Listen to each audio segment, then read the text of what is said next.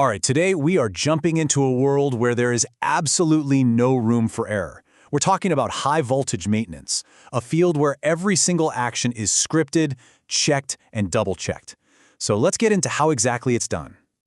So let me just ask you this.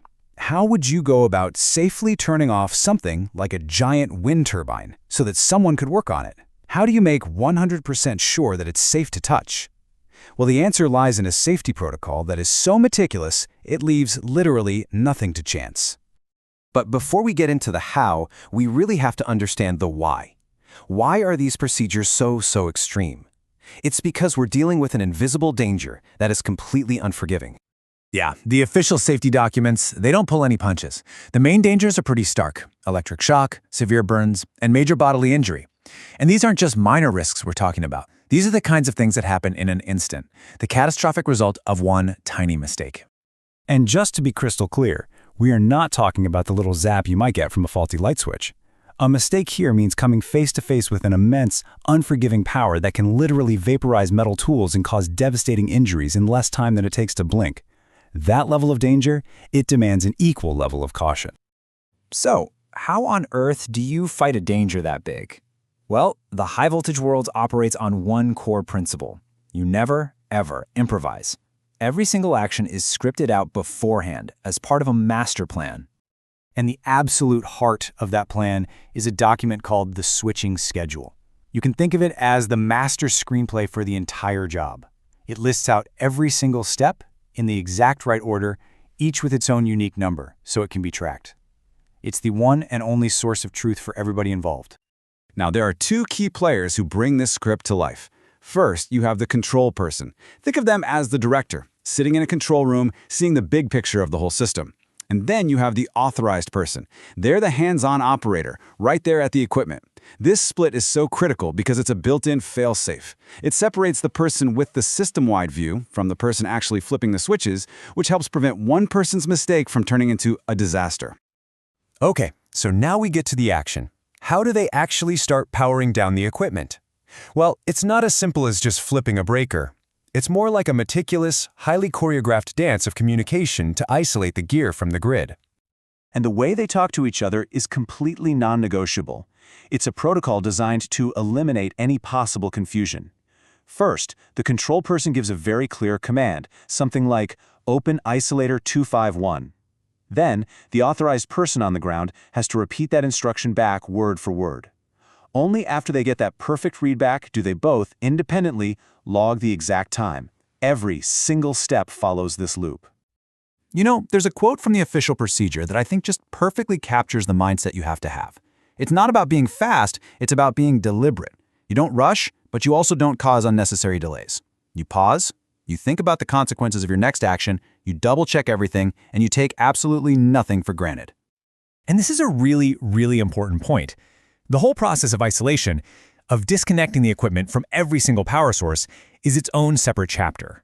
The control person has to get confirmation that every switch is open and the equipment is completely cut off before they can even start issuing the next set of instructions to actually make it safe. But here's the thing. Just because something is off or isolated does not mean it's safe. Not even close. Sure, the system is disconnected, but there could be stored energy or worse, the risk that it gets accidentally re-energized. So this next stage is all about taking care of that threat. And the way they do that is by applying something called a primary earth. Basically, it's a super heavy-duty cable that physically connects the equipment directly to the ground. Why? Because if for some crazy reason that equipment became live again, all that massive current would have a safe path to flow into the ground instead of through a person. It is the ultimate safety net. So you can see the logic here, right? It's a rigid, one-way street. First you isolate. Then you confirm that the isolation is totally complete. And only then, once you know for a fact it's disconnected from the grid, do you apply the earths. You can't mix up the order. Each step builds a new layer of safety on top of the last one. Okay, so the equipment is isolated and it's earthed. It should be safe now, right? Well, in the high-voltage world, should be isn't nearly good enough. You need absolute 100% certainty. And that brings us to the most dramatic and final proof of safety.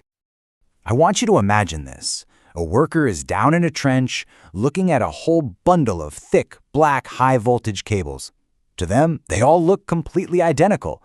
The work order says they need to cut into one of them. How do they know with zero doubt that they've got the correct de-energized cable and not the live one sitting right next to it? Let's be perfectly clear. A mistake at this stage isn't a simple error that leads to some paperwork. It's a fatal one. Period. So making a positive identification isn't just a priority, it is the single most critical, non-negotiable step before any physical work can even begin. The solution is as brutal as it is effective. It's called cable spiking. After telling control what they're about to do, the operator attaches a special tool, often operated remotely for safety, to the cable they've identified. This tool then drives a massive metal spike straight through the cable's insulation, short-circuiting all the conductors inside to Earth. Now, if the cable was correctly isolated, nothing happens. But if it was secretly live, the spike creates a huge controlled fault that immediately trips the breakers upstream. It proves a mistake was made, but from a safe distance. And this rule really makes it clear. Spiking isn't just a good idea. It is an absolute requirement. You are not allowed to begin work on a high-voltage cable unless it has been physically proven to be dead through this, well, seemingly destructive act. It is the final, undeniable proof that safety has been established. And that brings us to one last thought. You know, we live in a world that is just obsessed with speed and efficiency. But this whole procedure is a powerful testament to a different set of values. Being methodical, being deliberate, and taking absolutely nothing for granted. It's a pretty strong reminder that sometimes the most important thing isn't being fast, it's being right.